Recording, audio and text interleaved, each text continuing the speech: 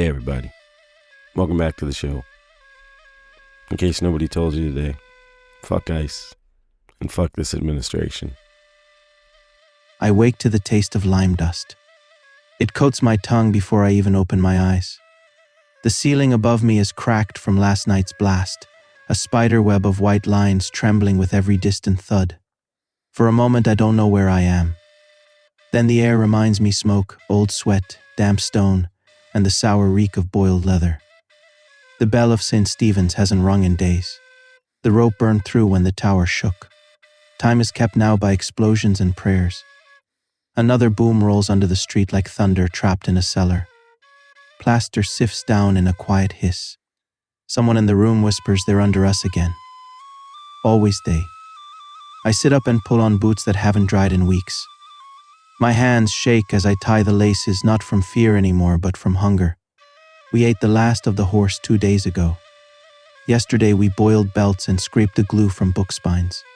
Today there is nothing left to boil. A boy no older than 15 leans in the doorway with a halberd he can barely hold. They broke the Lerble bastion again, he says. His voice is flat, like he's reporting the weather. Count Starhemberg wants every man to the breach. I nod and follow him into the street. The city does not sound like a city anymore. No carts, no markets, no church bells. Only the rhythm of shovels, picks, and the distant cough of Ottoman cannon. We pass a woman on her knees scraping soot into a pot, as if there might be something edible hidden in it. A priest walks by with a bucket of water and a face that looks carved from chalk. When we reach the breach, I see daylight where a wall should be. Men are stacking furniture, doors, broken beams and a thing to make a barricade behind the shattered stone. The earth in front of us is black and raw, torn open by a mine in the night. Smoke rises from it in lazy ribbons. Someone hands me a pike. Listen, he says. At first I hear nothing. Then, faintly beneath the clatter and the cough of cannon tapping. Scratching. They are digging again. I look over the lip of the broken wall and see their trenches zigzagging closer than yesterday. Ottoman banners sway beyond the smoke. Tents stretch to the horizon like a second city grown out of the earth. They have been here for weeks, and we are still here. A runner arrives, breathless. From the tower, he gasps. Signals from the hills. Torches in the night. An army is out there. No one cheers. We've heard this before. But then another boom shakes the ground, closer this time. A man beside me crosses himself and whispers, "If they don't come today, there won't be a city left to save." I grip the pike harder and stare at the trenches. Somewhere out there, men I have never met are walking toward us. Somewhere out there, other men I have never met are digging toward me. And I realize something strange. This is not a battle. This is a test of how long a city can refuse to die. Dawn, on the 12th of September 1683, did not begin in Vienna. It began almost 4 centuries earlier, on a wind-scoured frontier in Anatolia, with a minor war leader named Osman I. He did not command a kingdom. He didn't inherit an empire. What he possessed was rarer than both, an understanding that the neighboring Byzantine Empire was no longer a living state, but a structure waiting to be replaced. Osman's insight was organizational, not heroic. He built continuity, land for service, command for loyalty, and a war effort that didn't dissolve when a campaign ended. Where European powers still raised temporary levies for seasonal wars, Osman and his successors created a permanent military organism. That difference, continuity versus episodic warfare, would echo across the Balkans for generations. At the Battle of Kosovo in 1389, Serbian nobility fought a decisive battle. The Ottomans fought as a system that could absorb losses and keep functioning. When leaders fell, administration remained. When banners dropped, payroll and supply lines did not. 7 years later, at the Battle of Nicopolis, a crusading coalition charged for honor and was methodically exhausted, encircled, and destroyed by Sultan Bayezid I. Europe interpreted the defeat as a tragedy. The Ottomans interpreted it as procedure. Then came the sound that carried across continents. In 1453, the cannons of Mehmed II battered down the walls of Constantinople. The city that had resisted for 1,000 years fell not to ladders and arrows, but to mathematics, metallurgy, and gunpowder engineering. Europe understood, perhaps for the first time, that the Ottomans were not a relic of medieval warfare. They were practitioners of modern siege science. In 1526, the Battle of Mohacs, it erased the medieval kingdom of Hungary in a single afternoon. King Louis II of Hungary drowned in retreat. The road to Austria lay open. 3 years later, at the Siege of Vienna, Sultan Suleiman the Magnificent proved Vienna could be reached, but rain, mud, and distance proved it could not be sustained. The enemy was not the defenders, it was logistics. And a century later, at the Battle of Lepanto, a Christian fleet shattered Ottoman naval supremacy. The Ottomans rebuilt their ships quickly, but Europe rebuilt something more consequential: confidence that the empire could be beaten. And from 1593 to 1606, the long Turkish War with the House of Habsburg dragged on without decisive victory. Fortresses changed hands. Disease and cost devastated both sides. Europe learned it could not fight the Ottomans with temporary armies. It began building permanent ones: fiscal, bureaucratic, and professional. In learning how to survive the Ottomans, Europe transformed itself. And now, after the relief of Vienna in 1683, Europe did something it rarely managed to do for long. It stayed united. In 1684, a formal coalition formed, the Holy League, binding the Habsburg monarchy, Poland and Lithuania, and Venice into a single purpose: push the Ottoman Empire out of Central Europe. Not contain, not deter, but push. For the first time in centuries, the Ottomans were not advancing into Europe. They were being hunted inside of it. The smoke over Vienna has barely thinned when new fires appear along the river roads. Not Ottoman. Men who came to save a city now realize they are positioned to unmake an empire's frontier. Word spreads through the ranks: we don't go home yet. Somewhere east, the retreating columns of the Ottoman Empire are still visible as a gray smear on the horizon. An Austrian officer says quietly, almost to himself, "If we stop now, they will be back in a generation. If we move now, they may never come this far again." The decision is made without ceremony. The siege of Vienna is over. The war for Hungary is about to begin. The river gives them back. Not all at once, one body at a time. They float past reeds in broken boats, uniforms bloated with water, faces erased by fish and time. Some still clutch rosaries. Some still clutch nothing. The Danube does not care which side they were on. We fish them out because we must. Because the smell reaches the village before the current does. Because if we don't, the dogs will. I used to think armies passed like storms. Now I know they pass like seasons. Every year they come back. Different flags. Same hunger. We stopped asking who is winning. We ask which direction they are marching this month. Last year the Ottomans came through.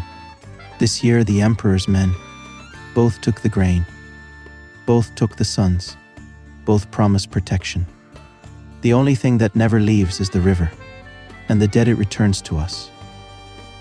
Maps of Hungary laid across a field table. There's candles shaking in the wind. And at the center stands Charles V of Lorraine. He points at the map. Budapest. Not Vienna, not glory, not revenge. Budapest. The Ottoman stronghold in Hungary.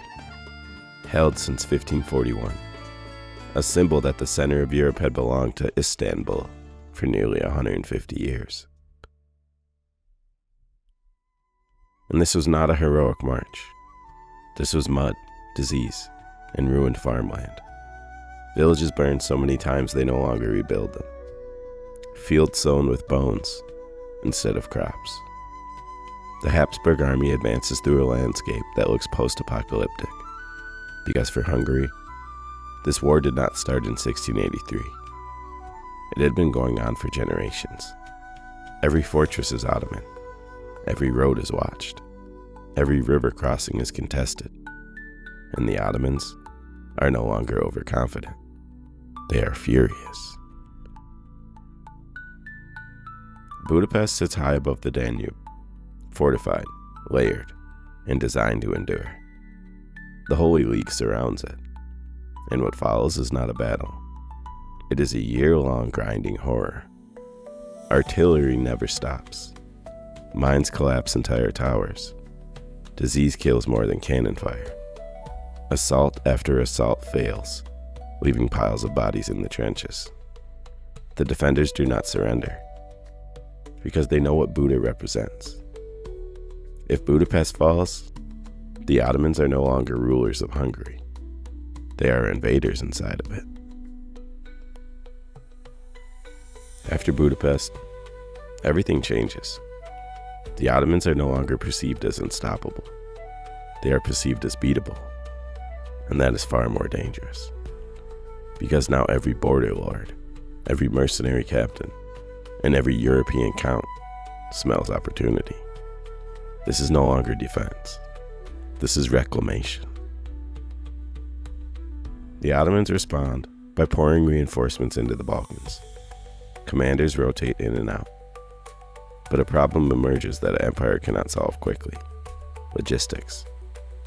They are fighting far from their centers of power, trying to hold territory that no longer wants them there, against enemies who are growing more confident every month. The Janissaries, once the terror of Europe, are now exhausted men defending crumbling fortresses. The Ottoman retreat becomes visible. Fortresses are abandoned. Garrisons are withdrawn. Bridges are destroyed behind them. Not as a strategy, as necessity, because they can no longer hold everything. And the Holy League keeps coming. By 1688, the front lines are no longer near Vienna. They are deep inside the territories the Ottomans once considered permanent. Constantinople begins to feel something unfamiliar: anxiety.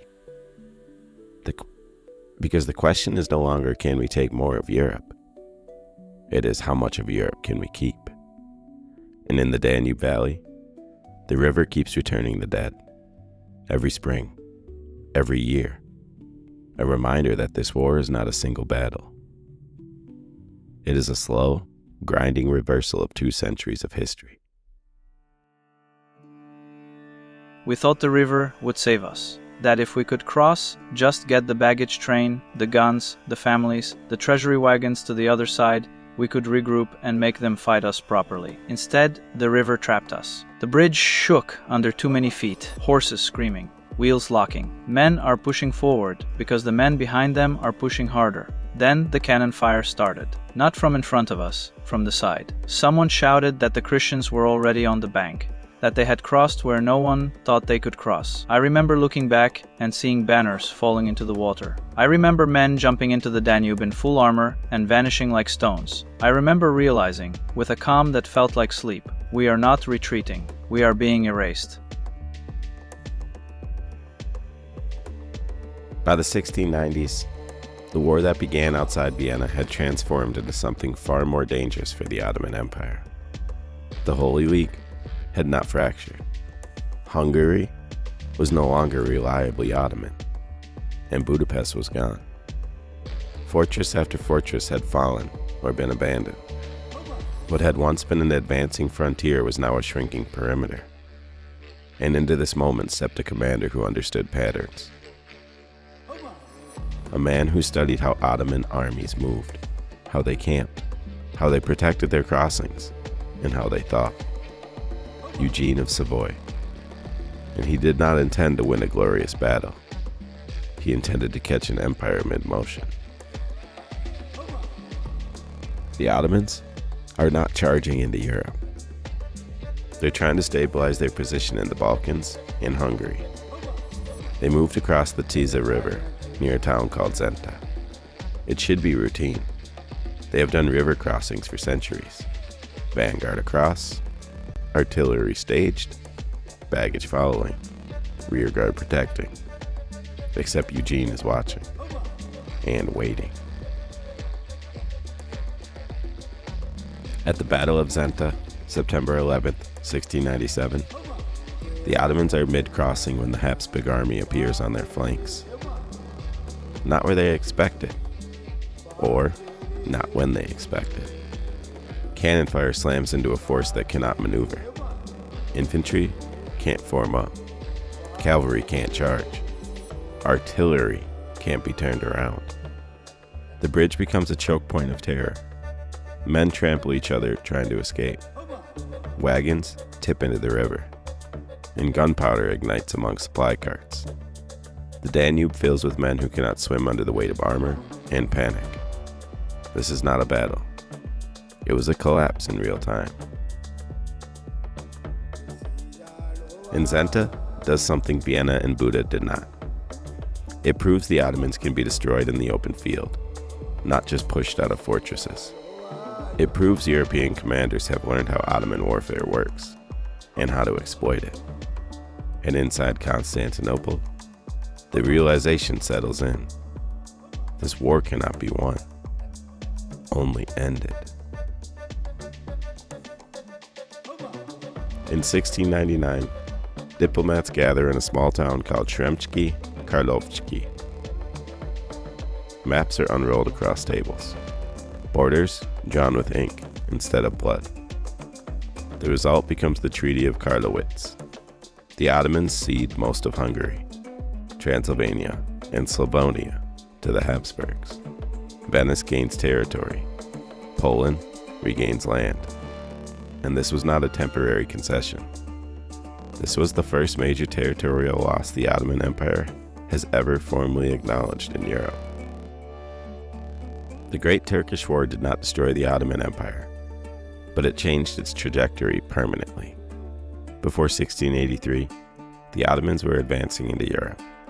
After 1699, they defended what they had left. Before Vienna, Europe feared Ottoman inevitability. After Zenta, Europe smelled Ottoman vulnerability. And once that perception changes, it never goes back. Empires do not fall in a day. They pivot, quietly, irreversibly. The drums that once echoed outside of Vienna still beat across the Balkans for centuries, but they no longer sounded like a march forward. They sounded like a memory of when that march had no end. If you walk the Danube Valley after this war, you wouldn't see treaties. You'd see absence. Villages rebuilt for the third time in a century. Graves with no names because no one remembers which army the bones belong to. Church bells and mosque calls echoing across the same ruined fields, both claiming the same sky.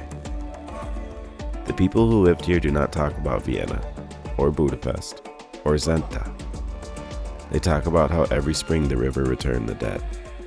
They talk about how they stopped planting orchids because armies cut them down for firewood. They talk about how children learned to tell time not by seasons, but by which flag was flying over the nearest fortress. Before 1683, Europe lived with a quiet assumption. The Ottomans would keep coming. After 1699, a new assumption replaced it. They could be pushed back. And that psychological shift mattered more than any battlefield. Because once Europe stopped fearing Ottoman inevitability, it started planning Ottoman removal. And once the Ottomans stopped believing in their own inevitability, they started governing defensively, cautiously, reactively. Empires do not announce when they pass their peak. They simply stop expanding. And then they start explaining. You can still stand on the heights above Vienna where cavalry once thundered downhill.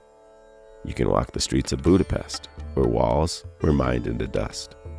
You can visit the quiet banks near Zenta, where the river once swallowed an army whole. Nothing there looks like the end of an era. That's the unsettling part. When history pivots, it rarely leaves monuments in its wake.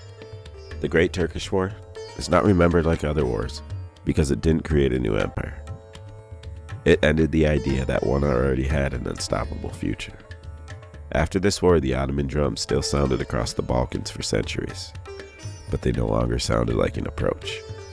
They sounded like an echo, a reminder of when the march only went one way, and how, over 16 years, that direction reversed without the world fully noticing. Alright, y'all. That's it for this episode. Stay safe. Fuck ice.